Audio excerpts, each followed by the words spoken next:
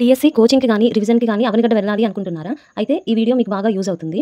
మీరు లేడీస్‌కి coaching centre అవనిగడ్డలో ఉండదు. పామరులో ఉంటుంది. పామరు నుంచి కొంత దూరంలో పొలాల్లో ఉంటుందనమాట.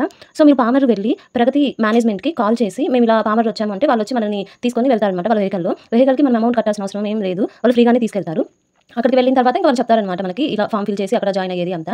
అందరికీ నార్మల్‌గా వచ్చే డౌట్ ఫోను. అక్కడ ఫోన్ అయితే అలో ఉండదు. సింగిల్‌గా వెళ్ళే వాళ్ళు ఉంటారు కదా! వాళ్ళు ఫోన్ పెట్టుకోవచ్చు అక్కడ. మధ్యలో మనకైతే ఇవ్వరు ఫోను.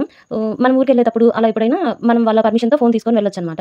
ఫోన్ మేనేజ్మెంట్ దగ్గర పెట్టుకోవడానికి మనకి వాళ్ళు 2 రిసిప్ట్స్ ఇస్తారు. దాంట్లో మన డీటెయిల్స్, ఫోన్ డీటెయిల్స్ అన్నీ రాసి వాళ్ళకివ్వాలి. వాటిలో వాళ్ళు సైన్ చేసి ఒక నంబర్ వేసి ఒక రిసిప్ట్ మనకిస్తారు. ఒక రిసిప్ట్ వాళ్ళు ఉంచుకుంటారు. ఫోన్ వాళ్ళు తీసుకుంటారనమాట. మనం ఊరికి వెళ్ళేటప్పుడు మన ఫోన్ మనకిస్తారు ఆ రిసిప్ట్ చూపిస్తే.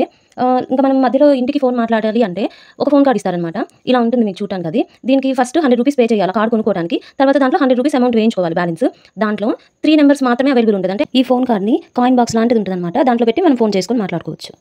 మీకు ఇంకా ఏమైనా డౌట్స్ ఉంటే కామెంట్ చేయండి. నేను మీ డౌట్స్‌కి క్లారిఫికేషన్ ఇస్తాను.